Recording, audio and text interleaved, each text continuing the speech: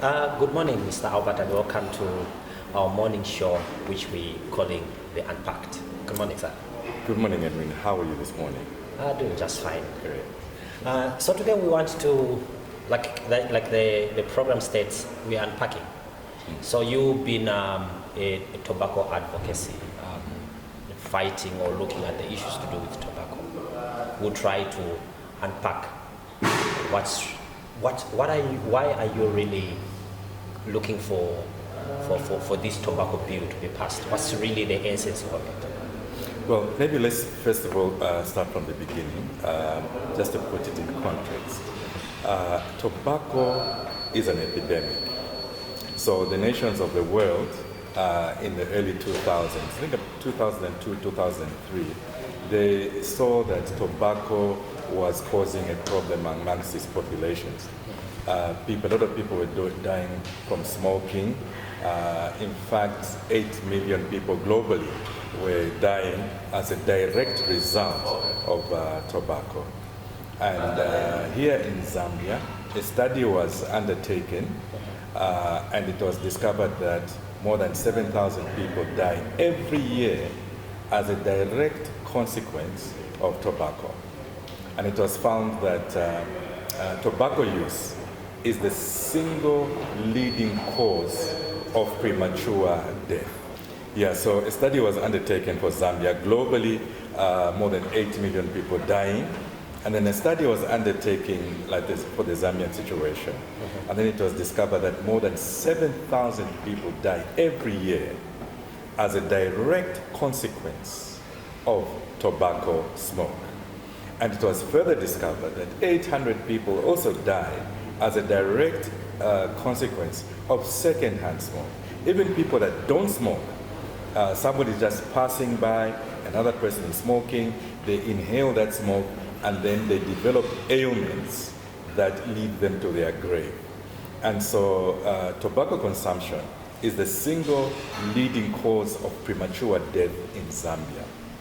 And a little bit later, another study was undertaken, this one quite recently, the Global Youth Tobacco Survey. And it was discovered that 40% of learners between 13 and 15 years old are actually consuming tobacco. And many of them started as early as the age of 7. So you can see that tobacco consumption is a very critical issue. And government is spending, according to another study, more than 2.8 billion kwacha in treating ailments that are directly as a result of tobacco.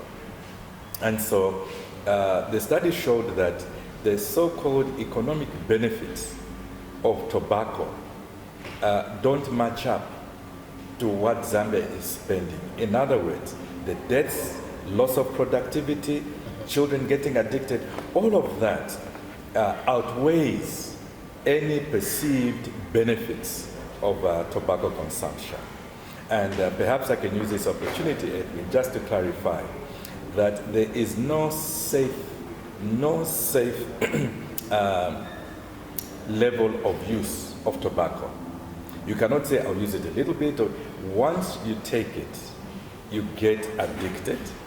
And so tobacco, right from the growing stage, right through to consumption, it is dangerous. And by the way, it is the only product where if a person uses it correctly, it kills half of the people that use it correctly. Okay, let me just hold your thought there. I remember there was a time when government had passed an ASI that was banning smoking tobacco in public. How is this ASI working now in relation to what you're advocating for? Yeah, what we need, the SI was good, but I think enforcement and compliance was a little bit lax. But what we need is something comprehensive that will not only look at tobacco-free spaces where people can smoke and so on, but what we need is a comprehensive legislation, one that will look at even banning advertising to children. Right now, another study was done that showed that tobacco companies in Zambia are advertising their products within 100 meters of schools, where there are kiosks, where there are small tuntembas and so on. The tobacco advertising is taking place, and they're putting sweets and cigarettes at the same place. And right now, the price of a cigarette, in many cases, is even cheaper than the price of a lollipop. So what we need is comprehensive advertising and awareness. And we also need to raise taxes on tobacco. Right now, Edwin, you've seen what is happening in the global village, the withdrawal and the cessation of critical US aid support to the health sector. So there's a gap there. So we need to raise taxes on tobacco. We need a tobacco fund that will fill that gap, that will take that money to now treat the ailments that as a direct result of tobacco consumption. Just the other month, we heard reports from UTH, and they were saying that there was a spike in the incidence of throat cancers. Throat cancers had gone up, not amongst old people, but amongst the youth, amongst young people. And UTH attributed it, among other things, significantly to tobacco smoking. So we need comprehensive legislation to tackle tobacco. And interestingly, Edwin, in countries where these big tobacco companies come from, for example, BAT, they are headquartered in London. But we see that in the UK, the government and Western governments have introduced very strict regulation and policy on tobacco consumption. So now they are coming to Zambia, they are coming to Africa, where there's weak regulation. There is a call out there to say your advocacy will kill the tobacco business, and it will put a lot of farmers, a lot of youths into unemployment. Again, that is a fallacy of the tobacco industry. All the jurisdictions, not a single jurisdiction where tobacco legislation has been introduced, has there been a ban or a slowdown in tobacco production. BAT is all over they are in Kenya. In Kenya, stringent tobacco control legislation was introduced, more than what we have in the current bill.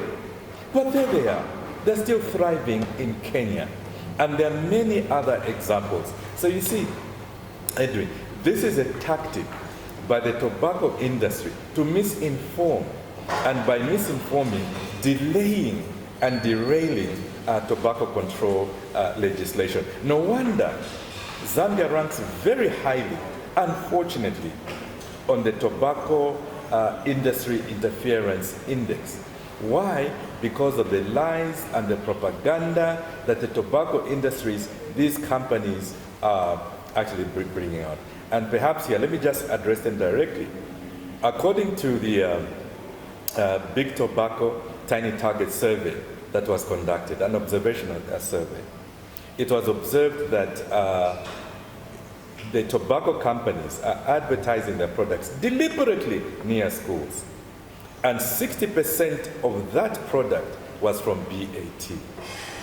So these companies are introducing harm, and yet they are enjoying massive tax breaks. Massive tax breaks in the multi-facility economic zone.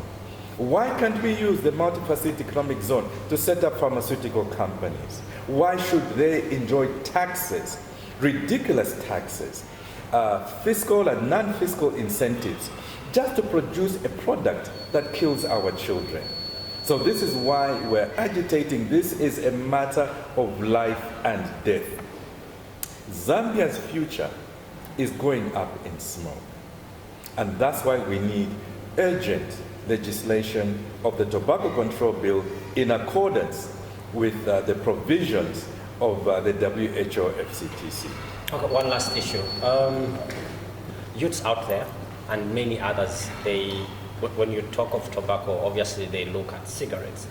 And then there's what has been introduced on the market, the e-cigarettes, we have got shisha and the like, and these are common among young people, especially the girl child. What is your message to them and this misconception or myths that are attached to them? Maybe you can just shed a bit of light to them, even as we are wrapping up. Again, there is no safe level of tobacco or nicotine use. Isn't shisha okay? Shisha is not okay. Shisha is just flavored death. It is like drinking poison with sugar or mazoe.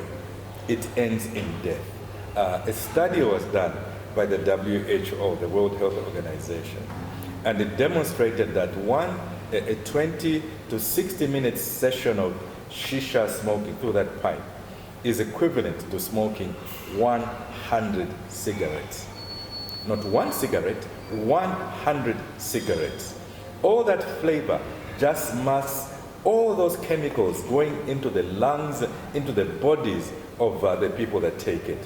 And remember that in a cigarette, it has been demonstrated again that there are more than 7,000 chemicals. And many of them are carcinogens, agents that introduce cancer into the body. Shisha is not safe. E-cigarettes are not safe. Vaping is not safe. There is no safe level of consumption of cigarettes, tobacco, or nicotine at all. Thank you, Mr. Albert. My pleasure, Edwin. Thank you very much for having me. Good day.